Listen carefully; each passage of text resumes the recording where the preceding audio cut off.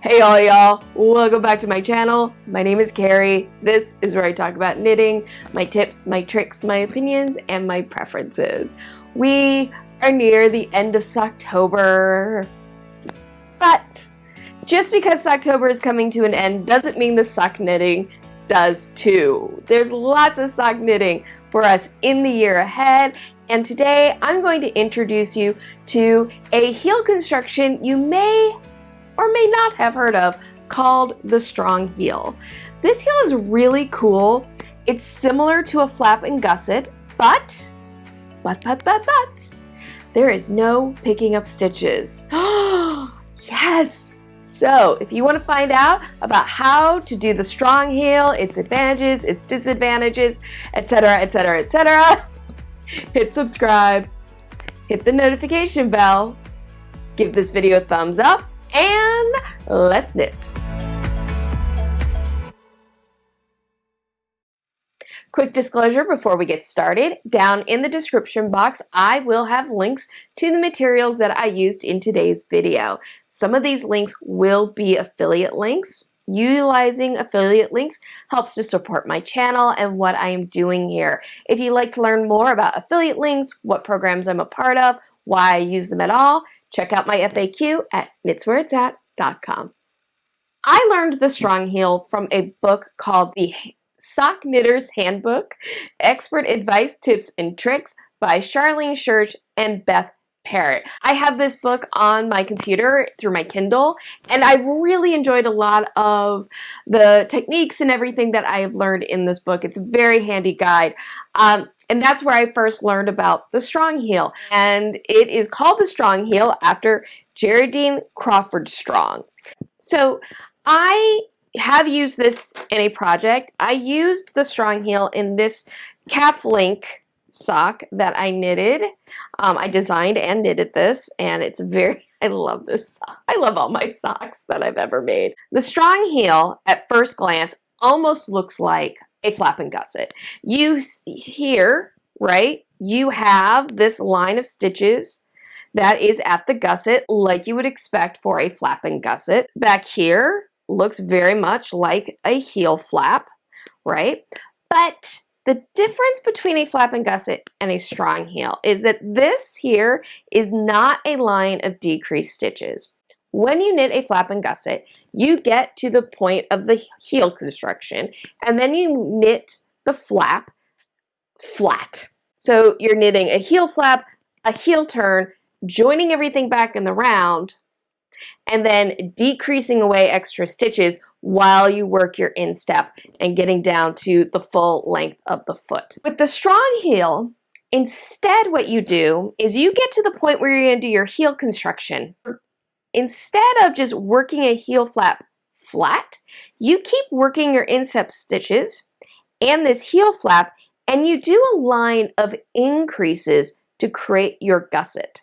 And so you keep working into the round until you've completed the length of the heel flap and created the entire gusset. Then you get to the heel turn, and at the heel turn you work a series of short rows, and while you work those short rows you are also decreasing those additional stitches that you added while creating the gusset.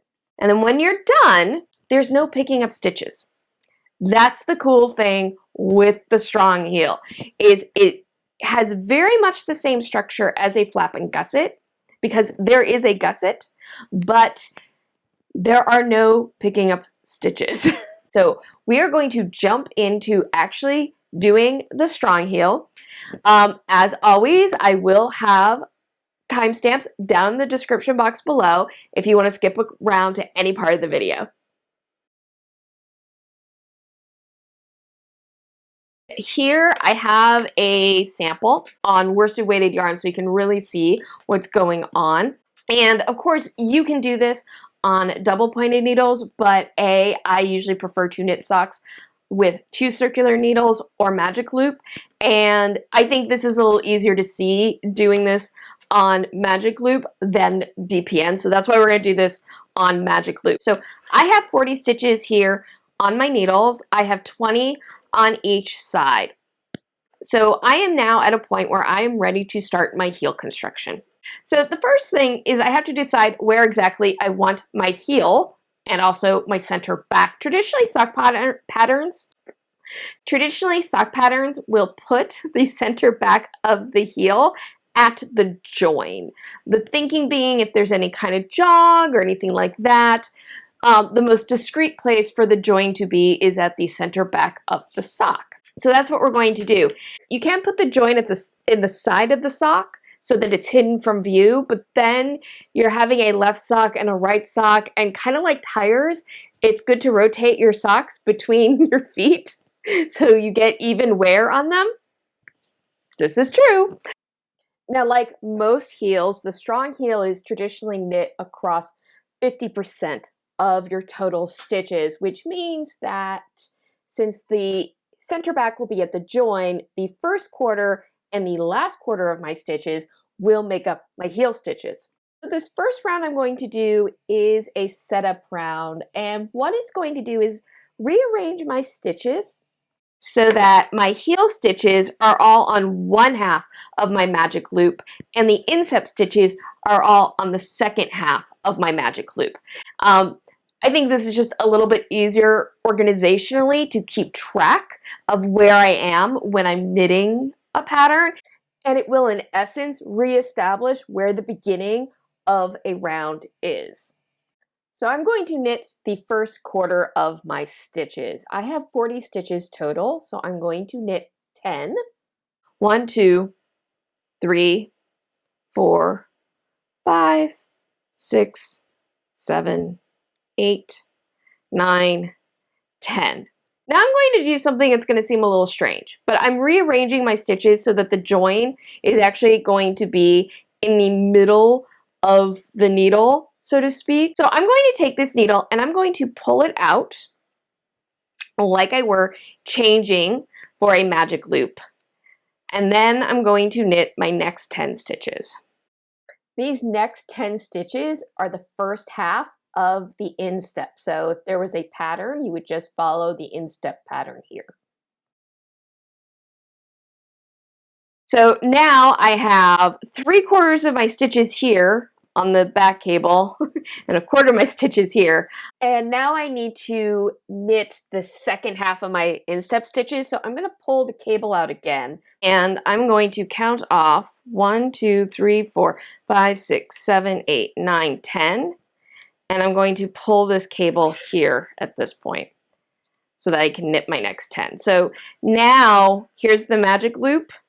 I've got half my stitches here on the back hanging out chilling, and then 1/4 of my stitches are over here having been worked, and now I'm going to knit this next quarter.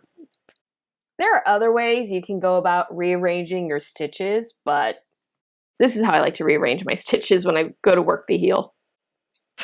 And I'm going to turn, and now I have half my stitches here on the back cable, and I have half my stitches here on my front cable.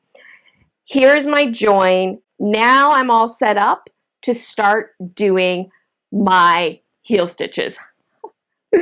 Now you may notice, wait a minute, Carrie, you didn't knit the last 10 stitches of the previous round. That's okay. Trust me, it's fine. And this will make knitting my heel stitches across the center back here at the join make much more sense as I'm doing it. Trust me.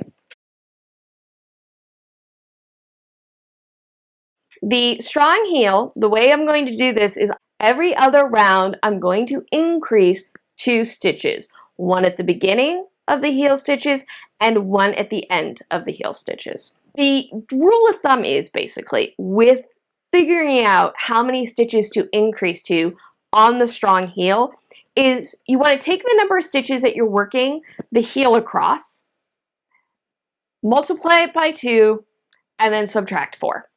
So I started with 20 stitches here on the heel. Double that would be 40 stitches. I'm going to subtract 4 stitches from that.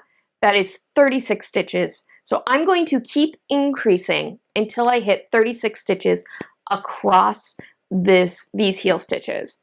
The reason you subtract those 4 stitches has to do with the heel turn, and so this will make more sense when we get to that point. But I'm going to keep doing the pattern here until I get to 36 stitches, and then we will start talking about how we do the heel turn. You can do any kind of increase here that you would like. If you want to do a make, you would just work into the running thread right here when you got to the beginning of the round. Or you could even do a knit front and back and have a nice little decorative bar run across your increase line. That could be really cute. But my favorite, most discreet in my opinion, increase is the lifted increase. So that's what I'm going to do.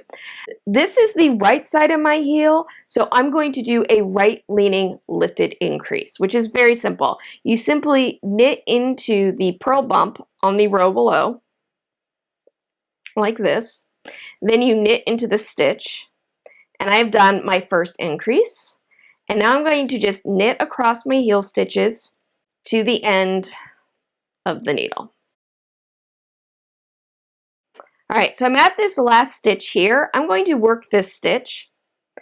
And now I'm again at the join between my heel stitches and my instep stitches. So this is where I'm going to do my increase. Again, if I wanted to do a make one, I just work into the running thread right here. But I want to do a lifted increase. And I'm on the left side of my heel, so I'm going to do a left leaning lifted increase. Left leaning lifted increase, left leaning lifted increase. Now the right leaning lifted increase, you just go, oh, there's the purl bump down below, so I just work into it. It's not what you want to do on a left leaning lifted increase, because this stitch right here is the stitch. If this were a right leaning lifted increase, we would work into this purl bump, right? So this is the purl bump we want to work into for the left leaning lifted increase. So if I work my stitch, that purl bump is actually here. So this is the purl bump of the stitch I want to work into. So this is the purl bump that I do the lifted increase into.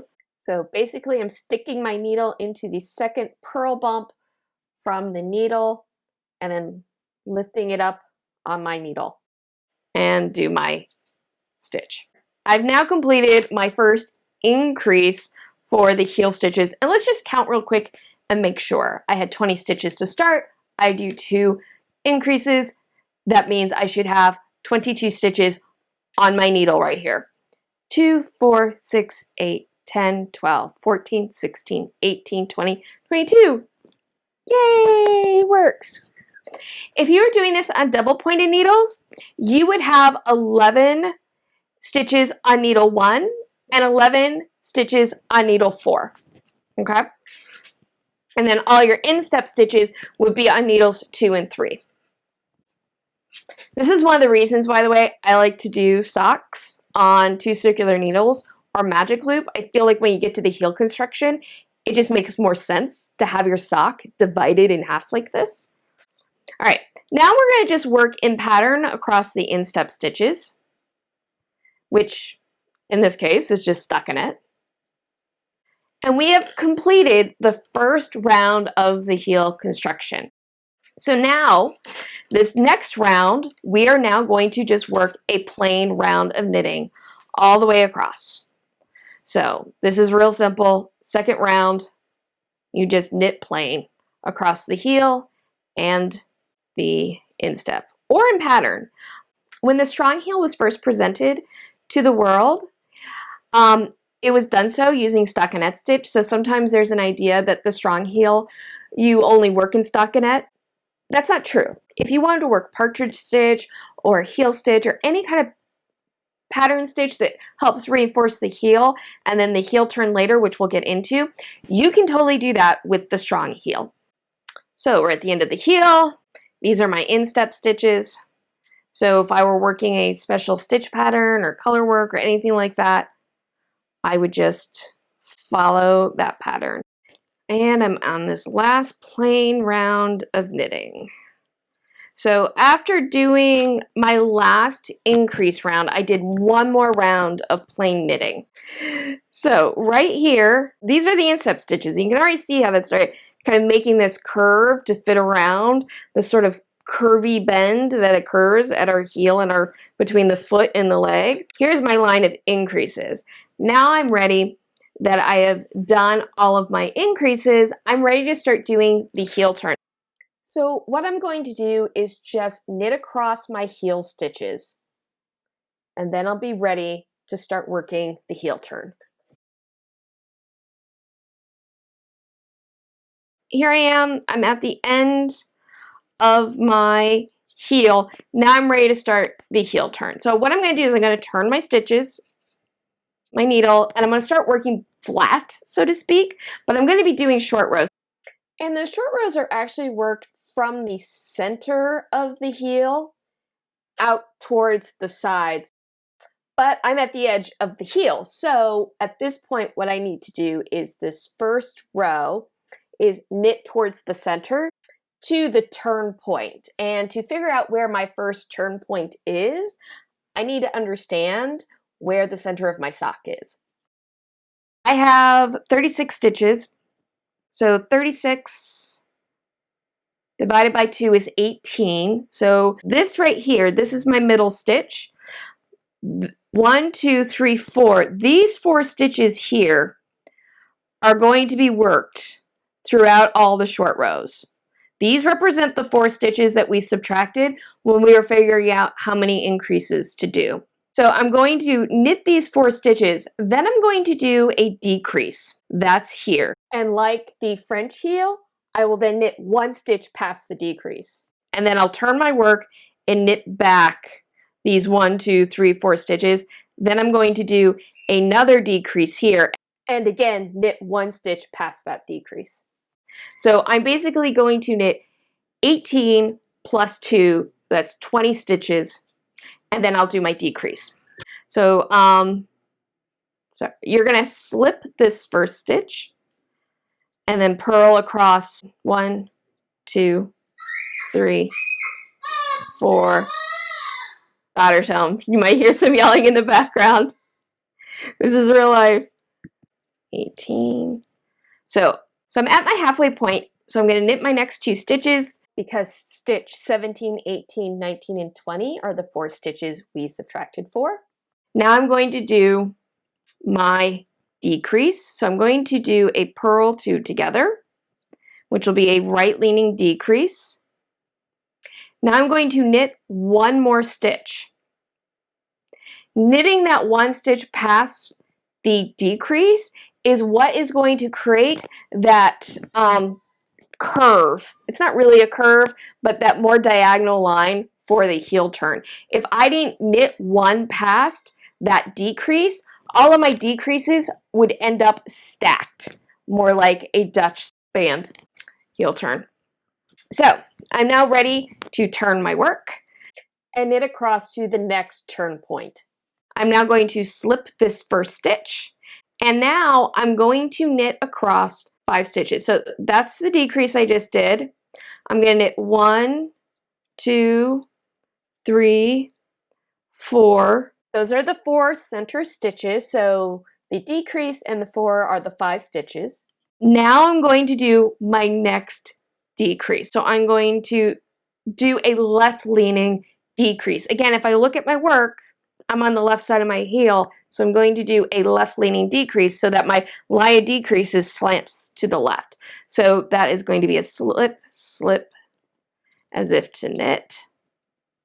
And then I work 1 past the decrease so that my decrease line will slant. Now let's just take a quick look at where we're at. We should have an equal number of stitches on both sides of these stitches here. So let's count and make sure. 1, 2, 3, 4, 5, 6, 7, 8, 9, 10, 11, 12, 13. 1, 2, 3, 4, 5, 6, 7, 8, 9, 10, 11, 12, 13. Yes, I did it right. Okay, so I have 13 stitches to either side, and now I have these stitches here in the middle. At this point, we're going to just be working short rows across. So we work them from the center back towards the edge.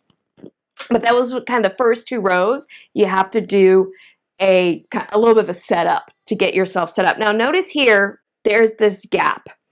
That gap is where we turn to the work, and that is the gap that we have to close up every time we're doing our next short row. Because we have to decrease stitches away that we added for the gusset, we'll just use our decreases to close these gaps. So what that means is this gap becomes a stitch marker for you. So what we're going to do is we're going to work up to 1 stitch before the gap, then we'll do our decrease, which will decrease away a stitch and close the gap at the same time. We'll work 1 stitch past the gap, past the decrease, then we'll turn our work and go back and repeat that process. So this is what it's going to look like. We're always going to slip our first stitch, and then I'm going to purl across. Here's my gap, here's the stitch before the gap, so this is where I do my decrease. I'm going to just do the purl 2 together.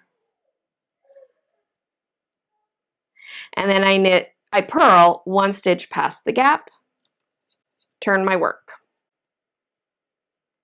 After you do your turn, you slip the first stitch, and now you're going to work to 1 stitch before the gap again. So this time I'm going to be knitting across. I'm here at 1 stitch before the gap. I'm going to do this time a left leaning decrease, so slip as if to knit, slip as if to knit, and then I'm going to knit those 2 together. For my left leaning decrease, work 1 stitch past the gap, turn my work, and then slip, and now I'm going to purl back. And I'm just going to continue like that until I have completed all of my short rows. Doing the short rows in some ways is my favorite part of the whole heel construction.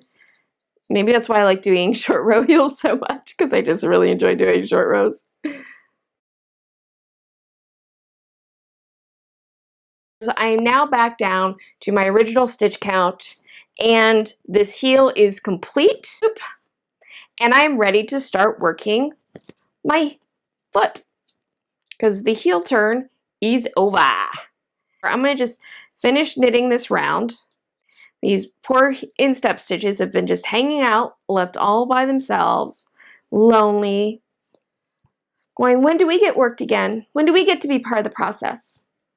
We need our buddies above us to feel whole. And voila, I'm at the end of that round. This, by the way, is the new round. Like, this is basically the beginning of your new round of stitches. One thing I really like about the strong heel is, normally with a flap and gusset, short row heel, other heel constructions, you end up with a little hole here where the heel turn and the heel turn and everything happens. There's a little hole there, and normally after I'm done, part of my finishing process is closing up those holes. The strong heel, you don't really get that hole so much.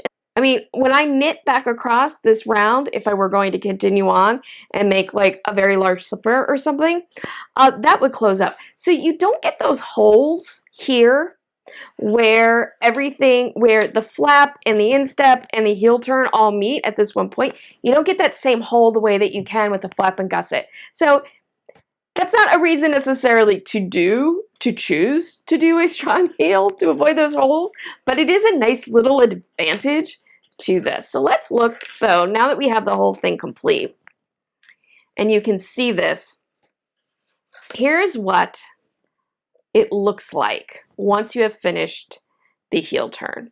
So here is where I started the process. So this right here is my very small cuff. This would be like a crew sock. This is my very small cuff. Down here, these are my instep stitches.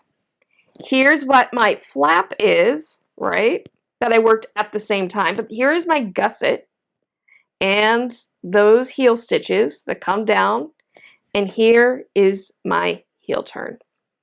And when I'm done, I have all my stitches. I'm back down to my original stitch count. I have no more increases to do. I have no more decreases to do. I can just work the rest of my foot down. And I think this is a very elegant sort of solution to working a gusset for a sock. without having to do a flap and then picking up stitches after the fact. I think this heel is really good if you have a high instep, maybe if you have a wide heel, but it can be a little baggy around the ankle, and this isn't as easy to customize as a flap and gusset.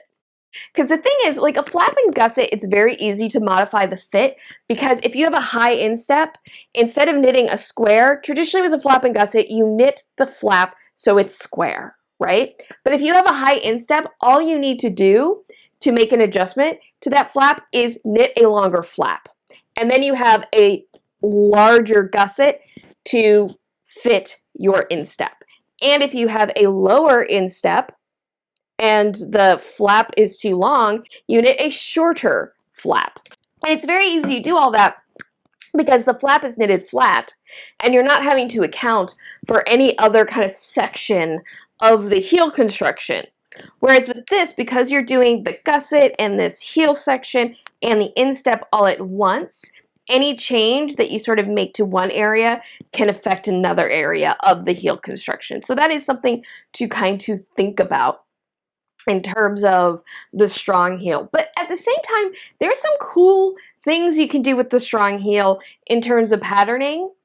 One is I did my increase line right here where the instep and the heel meet. But you don't have to put your increase line here. You're still going to work your heel stitches over half the sock, but you could move your increases from out here to closer in towards the center back. And what that means is you could then do an uninterrupted stitch pattern down the side of the sock. And that could be really cool. That could be a cool thing to play with. So now it's your turn. What do you think? Have you done the strong heel? Are you interested in doing the strong heel now that you've seen it in action? And are you just like, oh my gosh, I can do something with a gusset that doesn't require picking up stitches? That's amazing! Is that you?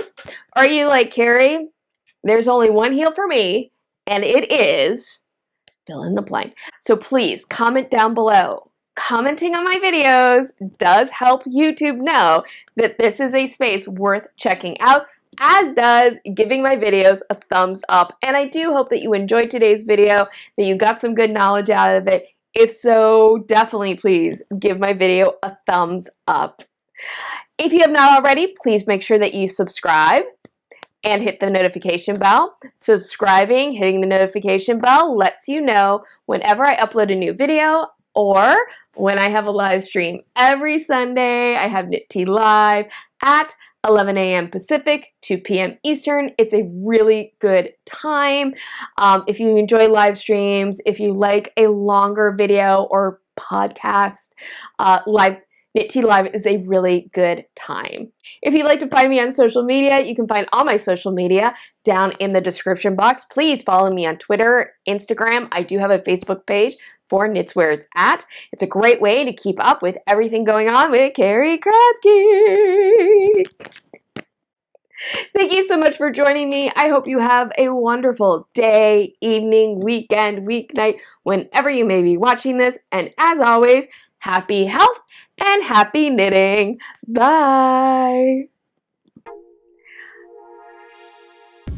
If you want to find me on did I forget something? I feel like I'm getting through everything way too fast. Oh shoot, what book did I learn this from? Do a little. I need to bring up the book that I learned this heel construction from. So many stitches, so many stitches, so many stitches. Mind the gap. Mind the gap. What to mind? Oops. See what I did just there? I just slipped the stitch and I didn't knit it. Gotta knit it. Oops. I gotta fix this now. Accidentally. This happens. This happens. Sometimes you just accidentally pull your needle out, but you can fix it and then it's fine. By the way, if you're not ready to say goodbye, if you want to watch more videos, no worries. I've got you covered at the end of this video. There will be suggested videos that will pop up on your screen. You can click on one, you can watch another. If you're like, nope, I'm done with you for the day, Carrie, thank you so much, no worries. That's the beauty of YouTube. I am always here, virtually anyway. Also, you might see a little face down in the corner. You click on that, you can subscribe very easily to my channel. You've got one more chance. You got one more chance before this video ends to subscribe. So take that chance. All right, I'm done. My card's about to run out. I'm done.